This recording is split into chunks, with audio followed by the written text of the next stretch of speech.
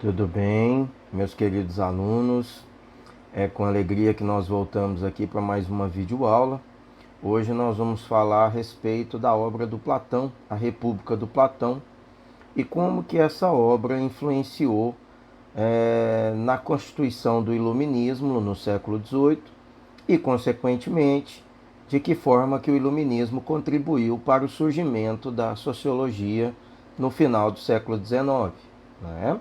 Então essa seria a trajetória que essa videoaula hoje que nós vamos fazer durante essa videoaula, tá certo?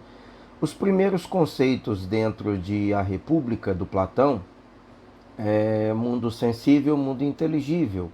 O Platão vai dizer que o mundo sensível seria exatamente o mundo da escuridão, das imagens distorcidas, um mundo da doxa, que é o campo da opinião, do achismo, é um mundo de sombras, é um mundo em que as imagens são distorcidas.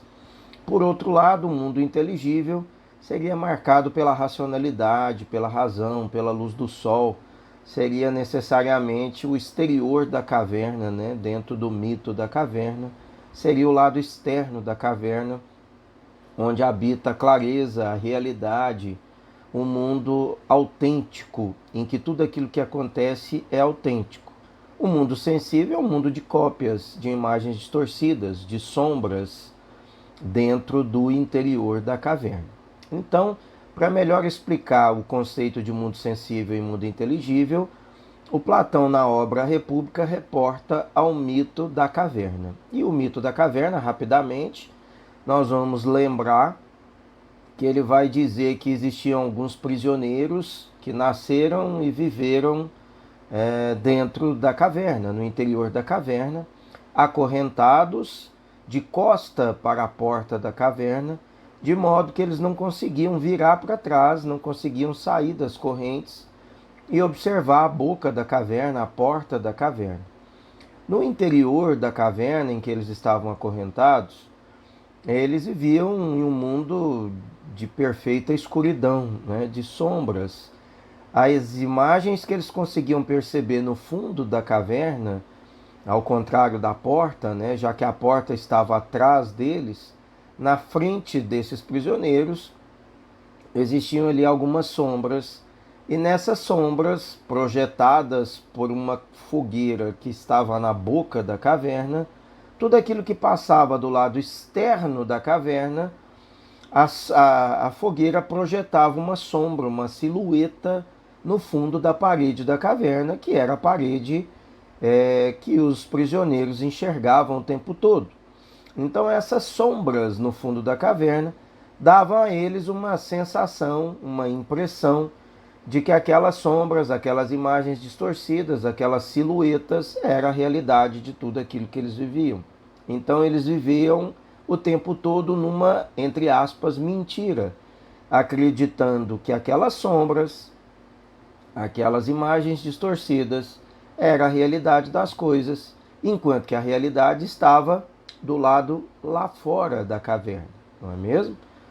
Até que um belo dia, um dos prisioneiros se libertou, conseguiu sair das correntes, se desvencilhou dessas correntes, caminhou até a porta da caverna. Chegando à boca da caverna, ele já de longe enxergou a fogueira, e o fogo, né, a clareza dessa fogueira já ofuscou sua vista. Ele teve extrema dificuldade de continuar olhando para essa fogueira. Então ele abaixou os olhos, ele mesmo que venda os olhos, ele tem muita dificuldade de permanecer com os olhos abertos, olhando para essa fogueira que naturalmente ofuscou a visão desse prisioneiro que se libertou, visto que ele a vida toda estava na escuridão, estava acorrentado na escuridão, e como todos nós que vivemos por um tempo na escuridão, a nossa pupila dilata e nós temos muita dificuldade de abrir os olhos diante do claro, diante da luz do sol, ou diante daquilo que brilha, né, que ofusca a nossa visão, em razão da pupila dilatada. Acontecimento semelhante acontece com esse, né, prisioneiro. Então ele também tem muita dificuldade, ele vai levar um tempo a se adaptar, até que ele consegue caminhar em direção a essa fogueira, de modo que essa fogueira incomoda menos a sua visão. Quando ele chega perto da fogueira, o calor da fogueira, a luz da fogueira, ele tenta desistir, ele ousa romper com a fogueira, mas ainda assim incomoda muito, ele quer voltar para trás no conforto da caverna, mas ele luta, ele rompe com essa fogueira e ele chega do lado de fora da caverna. E aí do lado de fora da caverna, sim, com a luz do sol, ele quase que cega, né, diante daquele clarão, diante da dor, né, da luz muito forte do sol. Então e ele vai passar ali um bom tempo com os olhos vendados, porque ele não consegue abrir diante do clarão da luz do sol, né?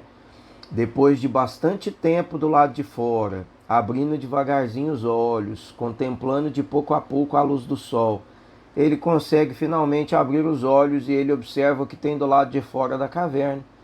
E aí ele vê que a realidade estava ali, ele vê o colorido, ele vê o sol, ele vê pessoas, luzes, animais, plantas, o verde, a luz, né, do sol, o céu azul muito bonito. Ele fala, nossa, a vida toda dentro da caverna, contemplando aquelas sombras, aquelas imagens distorcidas e pensando que aquilo fosse a realidade das coisas.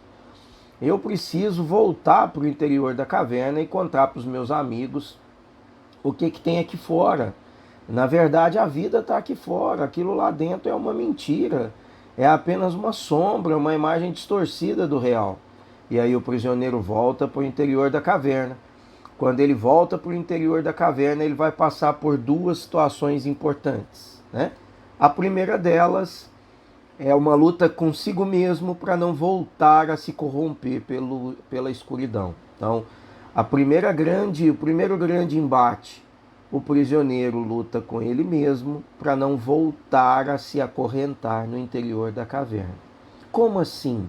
Voltar a se acorrentar? Olha, gente, tudo aquilo que é prazeroso, tudo aquilo que a gente está acostumado, por muito tempo viveu e contemplou essa realidade, é muito difícil o nosso corpo, o nosso organismo se desvencilhar totalmente, não é? Assim como o alcoolismo, assim como a dependência de droga.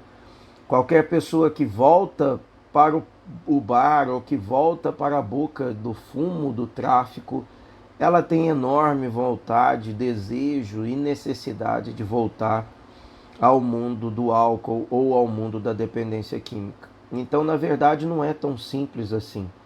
Eu utilizo essas duas situações que não são nem um pouco agradáveis, falar do alcoolismo ou da drogadição, para ilustrar para vocês a tamanha dependência que o mundo sensível, o mundo da caverna, traz àquele que a vida toda ficou ali habitando esse mundo sensível.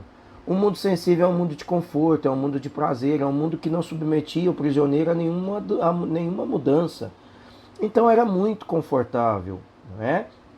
Quando ele volta para o mundo sensível, ele tem um embate com ele mesmo, porque de fato ele quer voltar. Ele quer voltar para o prazer do interior da caverna. Então o primeiro grande embate é com ele mesmo. E o segundo grande embate é para libertar os seus amigos que ainda estão prisioneiros. No mito da caverna, o Platão vai narrar que esse prisioneiro que se libertou, voltou, lutou, tentou, insistiu, mostrou a realidade lá de fora, tentou convencer essas pessoas de que elas estavam equivocadas, que aquelas sombras na parede eram apenas silhuetas, mas nem assim eles conseguiram ser convencidos. E ao invés de saírem com o prisioneiro que se libertou, eles o mataram, não é? Nesse mito da caverna, o Platão está narrando, na verdade, a história de Sócrates, né? Isso aconteceu com Sócrates, que também tentou que se libertou, que contemplou a realidade, que contemplou a razão, que voltou para libertar os demais, mas infelizmente essa sociedade corrompida, alienada, ainda acorrentada e com extrema dificuldade de enxergar a realidade, né, achando que aquelas sombras e aquelas silhuetas eram a verdade sobre tudo aquilo que viveram até então, preferiram matar também o Sócrates do que sair com ele pelo lado de fora. Então esse mito da caverna ele vem narrar para nós exatamente essa circunstância de mundo sensível e inteligível. O mundo sensível é o mundo do interior da caverna, o mundo da escuridão. O mundo exterior é um mundo inteligível, onde habita a luz do sol, a razão, a clareza, a realidade das coisas. O mundo sensível é marcado pelas correntes, e essas correntes, de forma metafórica, é aquilo que nos aprisiona no mundo sensível. Consumismo, sexo, drogas, bebidas, a cultura hedonista da forma, do corpo, do prazer em detrimento da essência, né? As correntes ideológicas nos aprisionam nesse mundo de fantasia, de sonhos, de coisas supérfluas, efêmeras, mas que a gente julga ser tão importantes, né? Carros, produtos eletrônicos, aparência, beleza, roupas e produtos importados, né? Tudo isso é muito importante nessa sociedade atual capitalista. O mundo do consumo aprisiona qualquer um de nós. E todo aquele que ousa mexer nesse conforto e nessas belezas e benesses do mundo do prazer, né, do capitalismo, do conforto, é também perseguido, como a gente vê muitas pessoas serem perseguidas no mundo atual, porque querem nos tirar dessa corrente, tirar dessa prisão, mas infelizmente muitos de nós não percebemos que estamos nessa prisão e preferimos matar aquele que tenta nos libertar,